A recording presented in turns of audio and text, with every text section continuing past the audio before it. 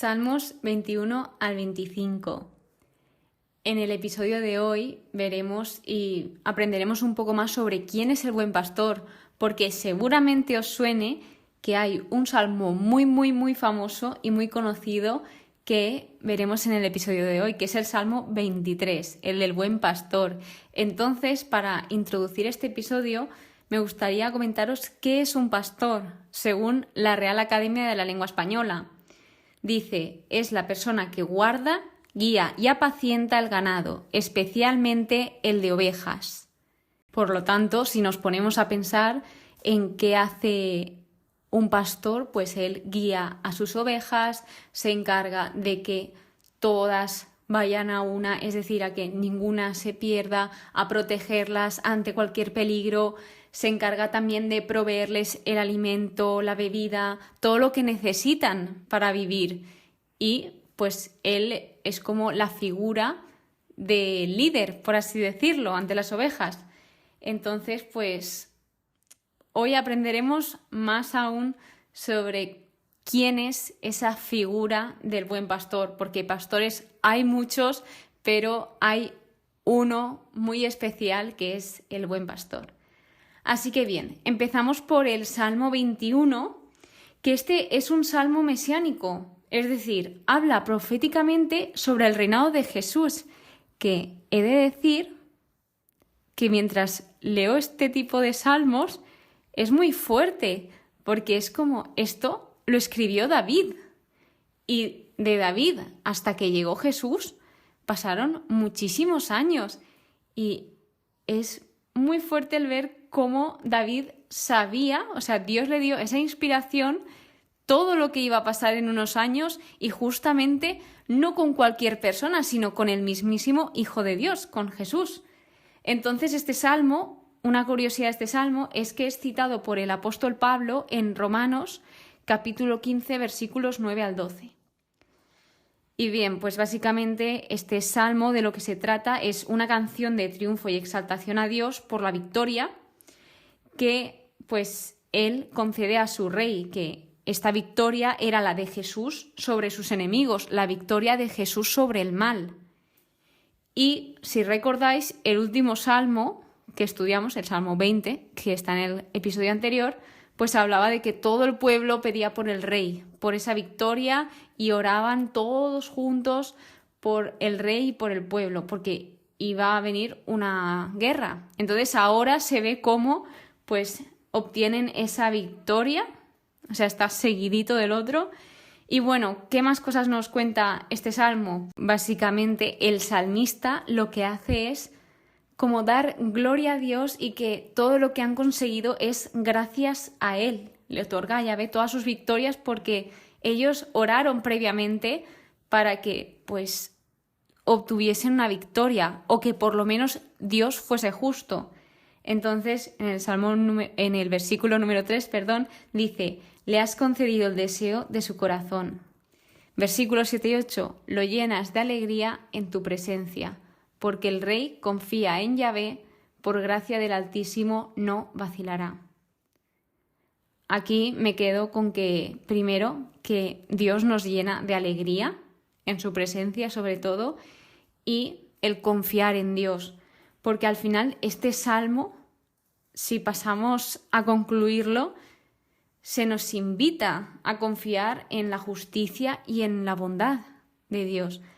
Así que pues pasamos al Salmo 22, que este es uno también de los más conocidos y más citados, porque ojo con este, ojo que me ha pillado también de sorpresa, ya que pues es escrito por David, pero vuelve a ser una profecía muy precisa y muy detallada sobre la crucifixión de Jesús. Y diréis, ¿por qué? Pues justamente porque en su comienzo son las palabras que Jesús pronuncia en la cruz, que dice, Dios mío, ¿por qué me has abandonado? ¿No os decía que es bastante fuerte que David escribiese esto muchísimos años antes que Jesús, que el nacimiento de Jesús, y que pasasen todos estos acontecimientos? Y bueno, pues aquí se muestra a una persona desesperada pues que siente que Dios no le responde, que a pesar de esto él sabe que todas las personas que confían en él los libera, que todas las personas que claman a Dios los hace libres, pero luego vuelve otra vez a pensar en su situación y habla de todas las burlas que recibe, insultos, etc. Que es que encima, dice el Salmo, ellos me miran y remiran, reparten entre sí mi ropa y se echan a suertes mi túnica. En cuanto leí esto, me quedé con la cara blanca. Literal, porque tú dices, bien, pues Jesús obviamente conocía las Escrituras y pudo citar un salmo de David. Claro, eso es más normal. Pero que David escribiese justamente lo que iba a pasar con Jesús, para pensar. Una nunca deja de aprender. Todos los días se aprende algo nuevo. Bien, continúa con algo que repite y remarca y es no te alejes de mí, refiriéndose a Dios. Entonces luego vemos como una oración que empieza pues tan con el ánimo decaído, angustiado, etcétera, pues vemos cómo poco a poco al ir entablando esa conversación con Dios, esa oración, se va convirtiendo en alabanza, en una oración de alabanza y de confianza en Dios por la victoria que Él había dado y su protección. Entonces pasa a describirlo como que Yahvé no desprecia, no oculta su rostro, Yahvé escucha e inspira, y dice en el versículo 29, porque de Yahvé es el reino, es quien gobierna a los pueblos. Por lo tanto, aquí, a pesar de todo ese dolor y de toda esa angustia, vemos como el salmista sigue con esa gran confianza en la fidelidad de Dios y su salvación. O sea, sigue confiando a pesar del momento por el que esté pasando. Y esto es algo muy valiente.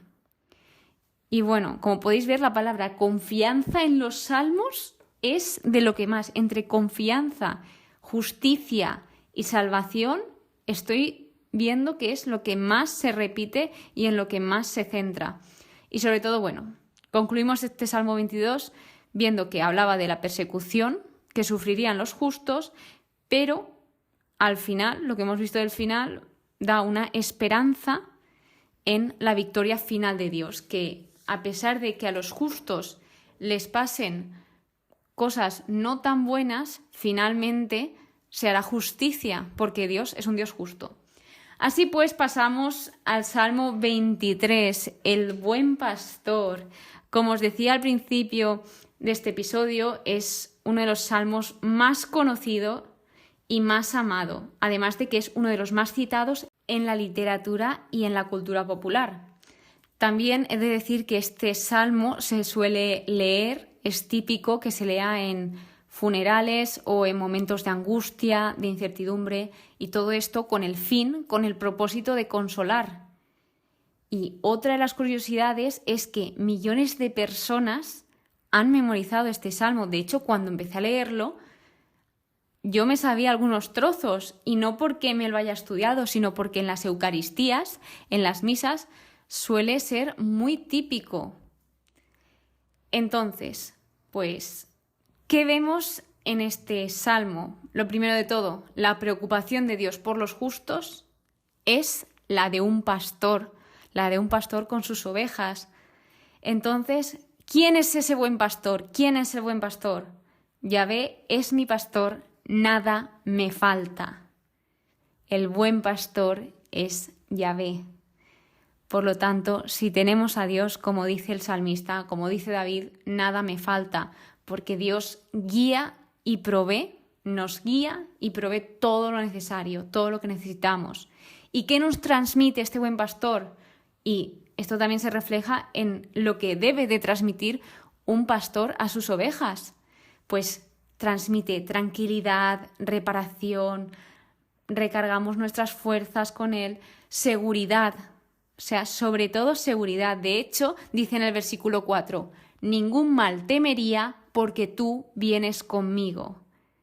Primero, Dios brinda esa confianza y esa seguridad en nosotros mismos, y que luego, Cuando dice tú vienes conmigo, quiere decir que no estamos solos, que Dios está siempre con nosotros, siempre acompañándonos. Así que, pues, poco a poco, si confiamos en el Señor, si confiamos en este buen pastor, te aseguro que poco a poco irás ganando esa seguridad en ti mismo. Y luego dice en el versículo 6, bondad y amor me acompañarán todos los días de mi vida. Confía, porque para decir que le acompañarán todos los días de su vida, pues tienes que confiar, porque si no, no te arriesgas a decir todo esto. Entonces aquí también se ve esa confianza que tiene David.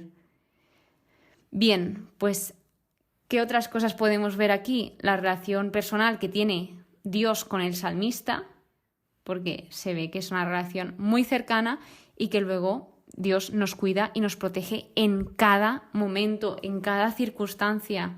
Así que, bueno, pues de pastores habéis escuchado muchas cosas, sobre todo en lo referente a la iglesia, pues los sacerdotes también son llamados pastores, porque son los que se encargan de guiar al pueblo de Dios.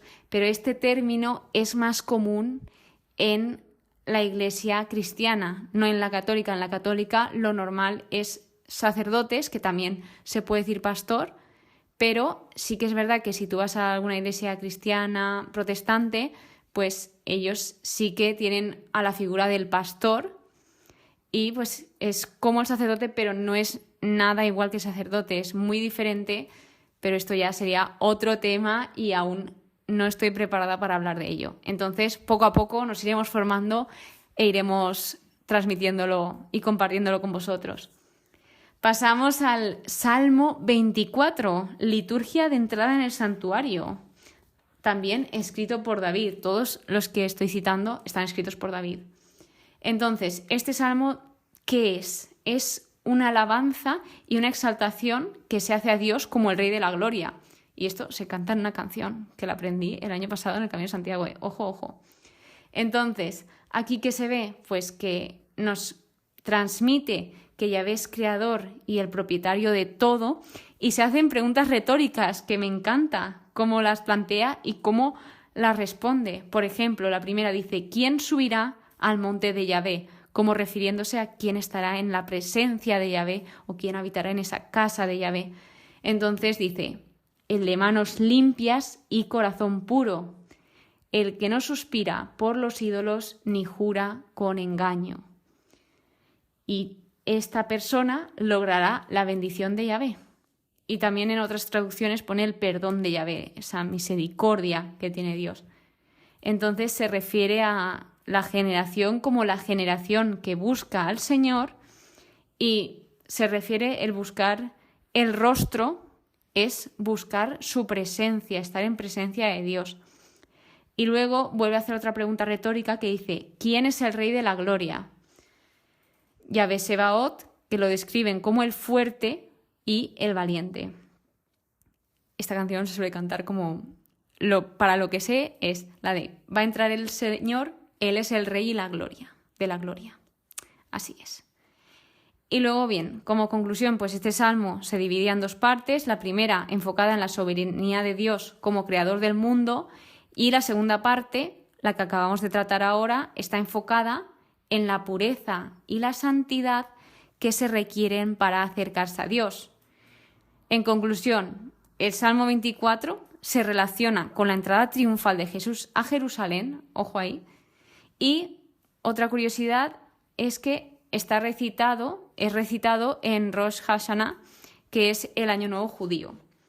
Y pasando al último salmo que observaremos hoy, es el salmo de oración en el peligro, que este también es un salmo alfabético, es un salmo acróstico, donde pues cada verso, cada trocito va empezando, o sea, a la izquierda de la Biblia aparece como, por ejemplo, os lo comento, Aleph, Bet, Gimel, a la izquierda del versículo.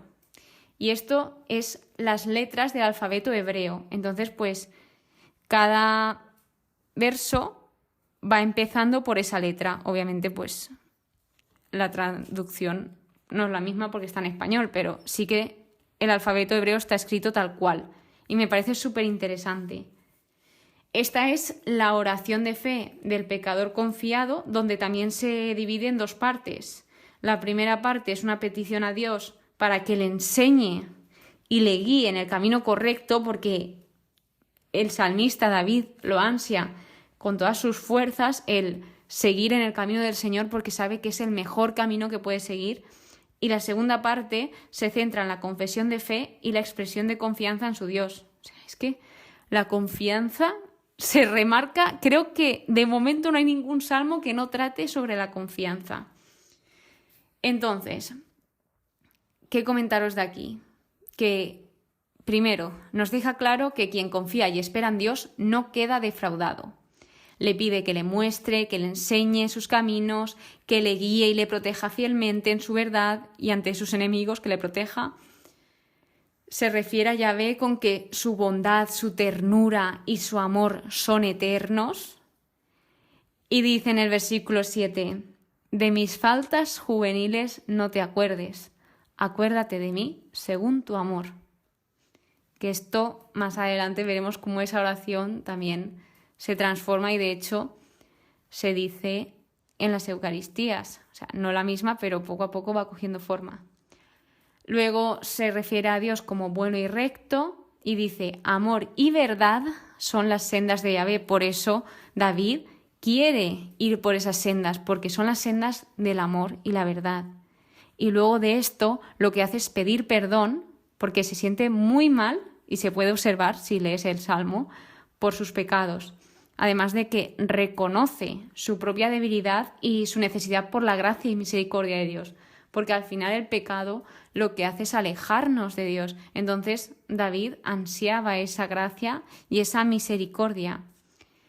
Y para ir finalizando, podemos plantearnos en el versículo 12 la pregunta de ¿qué pasa si un hombre respeta a Yahvé, si un hombre respeta a Dios? Pues que Yahvé le indica el camino y que poco a poco Yahvé le va instruyendo. Si tú te dejas moldear por Dios, Él te va moldeando poco a poco conforme su amor. Y luego, para terminar, dice, integridad y rectitud me ampararán, porque espero en ti, Yahvé. Afirmación, básicamente, de confianza en Dios y su salvación. Así que, pues, tras ver este gran deseo de ser guiado y protegido por Dios de David, creo que hemos podido aprender un poco más sobre quién es el buen pastor, cómo es, porque al final, aunque solo el capítulo, el Salmo 23 haya hablado de quién es el buen pastor y nos lo haya descrito, pues en los demás salmos poco a poco se va conociendo quién es él y cómo es. Entonces, algo a destacar, que no lo había comentado, es que durante estas semanas, durante el periodo que estoy grabando estos episodios, se está continuando en la liturgia, el Evangelio del día trata del buen pastor, obviamente del Nuevo Testamento, pero ahí lo dejo, como que el Señor, poco a poco, a pesar de que, imaginaos, me retrase un día en grabar o tal vez pues diga, esto lo tengo que grabar hoy, o esos parones que ha habido en esta temporada, cómo acierta con esa gran providencia. Entonces, espero que hayáis aprendido un poquito sobre el buen pastor y que pues le sigamos a él, porque nadie mejor que él nos va a saber guiar. Entonces, espero que os haya gustado. Muchísimas gracias por escucharme. Nos vemos en el siguiente episodio. Que paséis muy buen día y que Dios os bendiga.